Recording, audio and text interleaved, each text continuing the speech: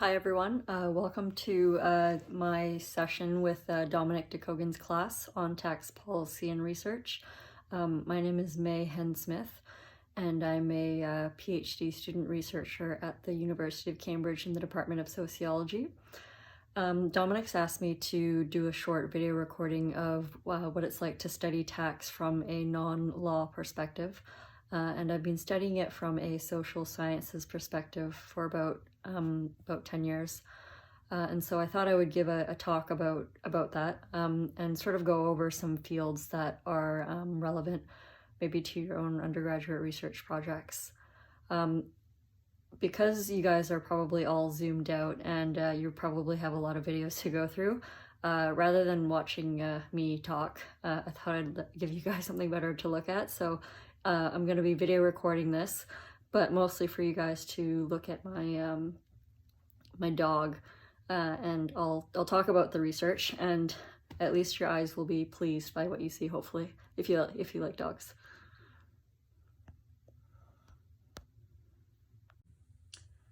So this is going to be a fairly brief session on, this is my dog, by the way, his name is Vern. He'll be listening to my lecture because I like to lecture to someone when I'm talking. But we'll start with development and citizenship, and then we'll move through the different fields that study tax, and then we'll go back to how it might pertain to law. So there are a couple of fields that study tax pretty specifically, and the first one is development and citizenship. And so it may not be completely clear, but you know, when you begin studying offshore financial centers, for example, and the development of them, and then how the term of tax haven came about, there were researchers who would go to some of these offshore financial centers, allegedly tax havens, to actually study how their economy functioned as a jurisdiction that didn't tax itself. And so what would happen was that you know, development researchers, for example, Mark Hampton, who's at the University, I think, of West of England, and John Christensen wrote a book in 2002 on offshore, on small island economies, and how it reconfigures global finance. And what you'll see in some of this research is that these are small island economies who have basically you know, had maybe maritime economies or you know, sort of local seafaring, turtling, fishing, and really not a lot of resource-rich sort of minerals or arable land for lots of farming. And so as a result, finance was a really easy way for these islands to develop in a way for their economy to grow and compete with other jurisdictions. And so when you look at the development literature, and what I'll do is I'll send you guys you'll have a bibliography in front of you, so you'll be able to sort of just skim through the researchers. And you'll see that, you know, as a result, a lot of these small nations, that alleged tax havens, basically really didn't have a whole lot to work with. And some, you know, enterprising professionals, individuals, local business people would say, hey, you know, since we're such a small jurisdiction and, you know, we don't really need tax, or we don't really tax a whole lot, you know, why don't we offer these services that are tax neutral or low tax for foreign companies that would have, you know, otherwise been domiciled elsewhere. And so that's sort of the development and citizenship type of role in tax. Moving on to economic geography, I think there's a good group of people doing literature on that. Economic geographers are basically people who study the flows of capital. And Susan Roberts, Small Place, Big Money, the Cayman Islands as an International Financial System, wrote a really great piece on that, and how, you know, we choose these spaces as you know, domiciles for tax purposes, yet they become much more as they develop, as economies develop.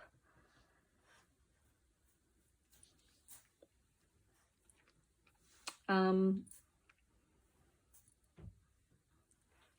then we've got economic and fiscal sociology. So that's sort of my specialty. And fiscal sociology, fiscal is the relationship between the citizen and the state, and how the state uses its resources or its institutional apparatus to basically convince you, the citizen, on how to pay taxes. And so when we study taxes from a sociological standpoint, we look at these relationships, not just a tax and spending type of relationship, but we look at, the industries that are formed around it. So for example, pensions, we pay taxes all our lives towards our national pension or national insurance, and, we get something out of it at the end. Yet the time between when we begin paying to the time we collect it, all of these things happen to our tax dollars. And so, there's a lot going on in Parliament, but actually day to day, there are other things going on in terms of how we invest.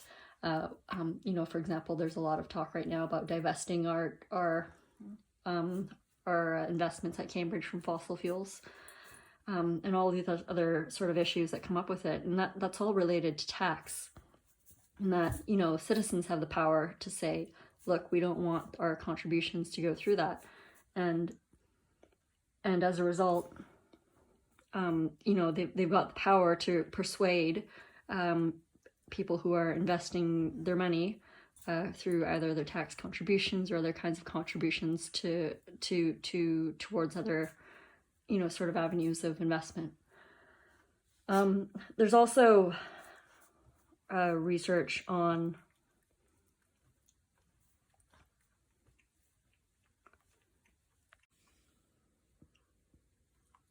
sorry guys, just had to change slides, and the dog has moved. So there's also research on sort of methodologies on studying tax, which is what we're going to discuss in person after this video.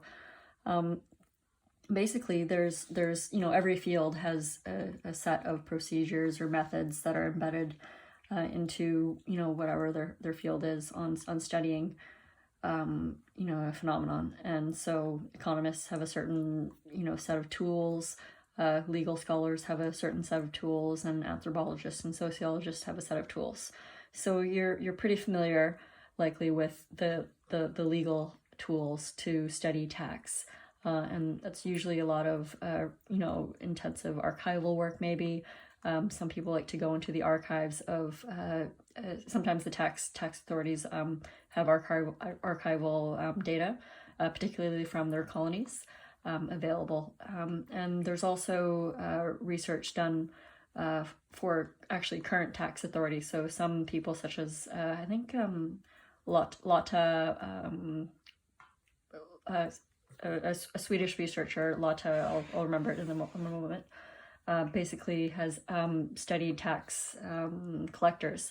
And so what she did was she followed people around, tax collectors around, and she watched them as they interacted with Swedish citizens on how they would, raise an assessment.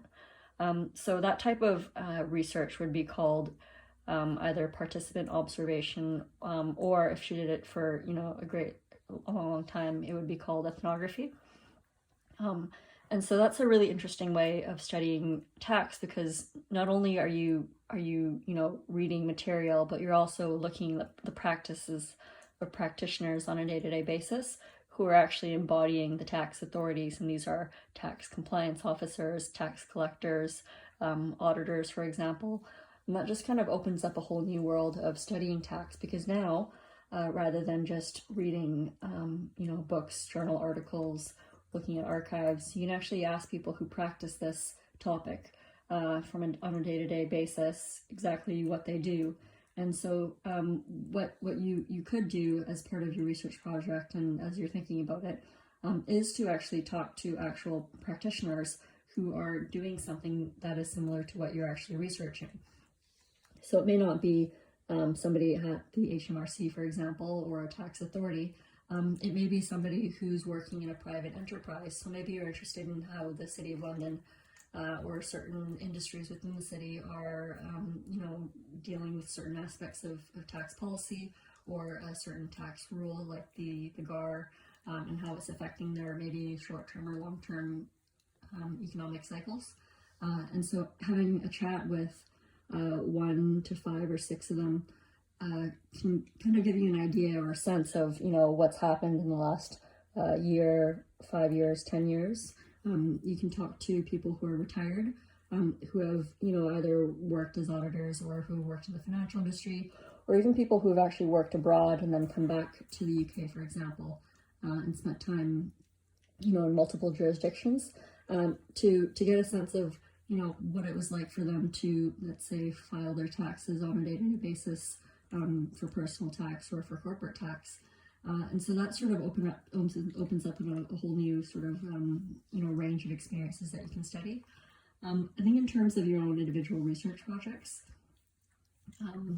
I'd say some of the best and most sort of bang for your buck kinds of methods you could approach would be to do a sort of interview style research where you email or you contact either through the Cambridge Alumni Network or through the law faculty, people who have experiences in the field that you're interested in. So say you're interested in mining or you're interested in sort of just the mineral and resource industry and what's happening there, or something that's happening in West Africa, or in, I think Zambia had a big copper mine issue with tax.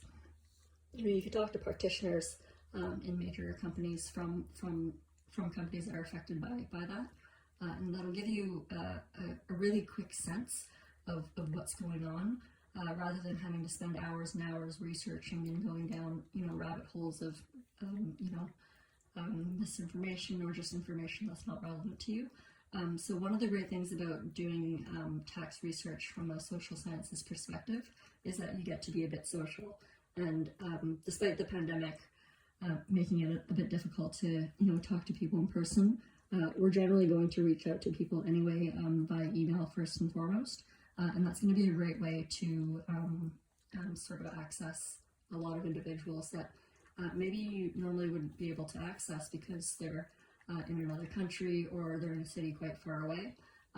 Generally, people are happy to be interviewed by students to talk about the work that they're actually already doing on a day-to-day basis. Finally, I guess I could talk a little bit about my own research and how I got into tax and the social sciences. I actually used to be a tax collector for Canada Revenue Agency, and I did that for about 4.5-5 years. And I started at the call center, so I answered lots of tax calls on a day-to-day basis.